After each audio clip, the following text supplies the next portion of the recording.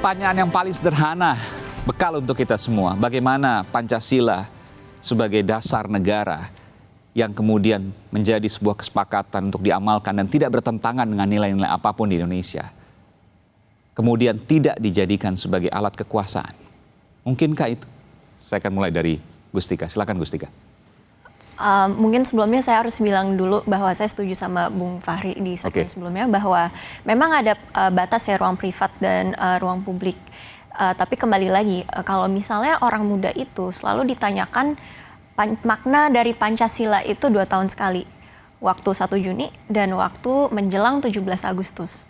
Jadi sebelum-sebelumnya memang orang muda itu bukan orang muda saja, tapi kayaknya orang-orang yang terlahir atau tumbuh besar di zaman Orde Baru pun, terutama bahkan tidak bisa mengurai sendiri maknanya Pancasila untuk mereka sendiri itu apa. Karena selama ini memang hanya diberikan sebagai hafalan dan ibaratnya itu suatu hal yang mutlak dan memang menurut saya sebagai ideologi negara sudah mutlak, tapi sesuatu yang seharusnya kita ikutin negara saja, mereka mau menafsirkannya seperti apa, dan tidak bisa seperti itu. Tidak bisa seperti itu? Nggak boleh ikut negara aja? Enggak, kalau misalnya negaranya tiba-tiba bikin RUU HIP, masa kita masih ikutin? Padahal ngaco isinya. Anda menilai isinya ngaco? Tadi kan juga dibahas segmen 1, segmen 2, bahwa memang... Di mana ngaconya?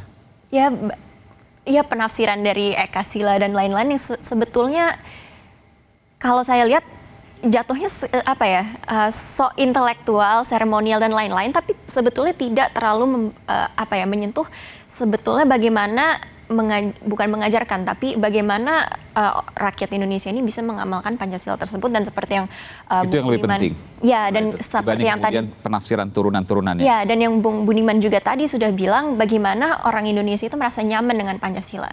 Selama ini kan seperti Bung Aiman juga sudah bilang, Pancasila digunakan untuk menggebuk ideologi lain gitu. Tapi di UUD 1945 sendiri misalnya, pasal 33, pasal 27 ayat 2, pasal 34, itu semua bertumpu pada sosialisme misalnya. Kalau Pancasila digunakan untuk menggebuk ideologi lain mungkin nggak ada masalah, tapi permasalahannya adalah, koreksi kalau saya nanti, tapi permasalahannya adalah ketika kemudian digunakan untuk menggebuk lawan-lawan politik. Itu yang kemudian akan menjadi masalah. Silakan Bu Fahri.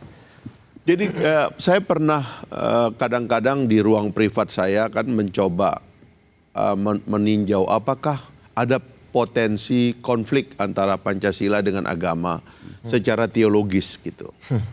Pernah itu saya berpikir. Lalu tiba-tiba ada seorang yang kemudian beberapa saat yang lalu mengatakan di ruang publik, lalu dia dituntut oleh orang karena dia mengatakan Pancasila itu terutama sila ketuhanan yang Maha Esa katanya tidak sesuai dengan agama Hindu, kalau tidak salah dia bilang begitu.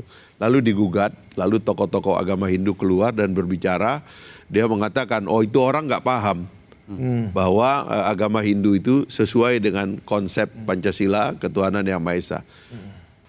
Padahal di antara imajinasi saya pada waktu itu, karena saya tidak terlalu belajar tentang agama lain, ada kekhawatiran saya itu.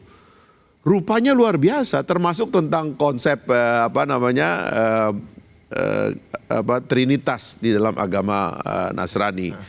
Itu yang kemudian mengintegrasi diri dalam pengertian Pancasila yang dalam sila pertama itu ketuhanan yang Maha Esa. Jadi kalau sila pertama itu sudah jelas, clear dan diterima oleh semua agama, menurut saya sudah selesai. Dalam pengertian bahwa dia telah hadir sebagai 5 sila yang memang merupakan saripati dari bangsa kita ini gitu. Sudah terima itu yang 5 itu. Percakapan kita sekarang tentang bagaimana caranya dia menjadi living ideology supaya dia dapat menggerakkan semua suku, semua agama, semua bangsa dan sebagainya, semua latar belakang dalam satu kerja kenegaraan.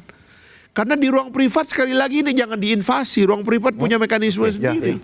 Agama di ruang harus privat ditunjukkan dalam konteks-konteks kenegaraan, kerja-kerja kenegaraan. Publik. Nah, makanya saya menganggap bahwa Pancasila adalah perayaan di ruang publik. Meskipun semua agama mengakui Pancasila itu cocok dengan agama. Bung Budiman. Refleksi saya adalah Pancasila dengan psikologi, sosiologi, dan teknologi. Khususnya akhir-akhir ini saya lagi merefleksikan bagaimana membuat Pancasila juga relevan dalam era teknologi ke depan. Kita tahu bahwa Pancasila yang tercantum dalam pembukaan UUD 45 adalah sebuah kebenaran konstitusional. Oke, kebenaran konstitusional sudah kita terima dan nggak perlu kita gugat-gugat lagi. Ya. Tapi beberapa tahun terakhir ini kebenaran konstitusional itu di seluruh dunia dikoyak dengan era teknologi teknologi media sosial. Orang udah menjadi rasis, orang udah menjadi sektarian segala macam. Nah, kita sekarang kembali lagi nih dengan adanya era pandemi new normal, kita sepakat bahwa bahaya macam kita menghadapi semua agama, semua suku. Lantas bagaimana membuat Pancasila bisa menjawab? Apakah Pancasila bisa menjawab pandemi? Tidak. Tapi bagaimana semangat di dalam pembukaan 25 diekspresikan secara teknologi? Karena itu saya berpikir, bagaimana di era big data hari ini, saya punya rumus untuk saya sendiri setidaknya. Pada sila pertama kita harus beriman, pada sila kedua sampai sila kelima harus pakai data. Bagaimana kemanusiaan kita? Apakah sudah bisa ada kemanusiaan terjadi di Indonesia?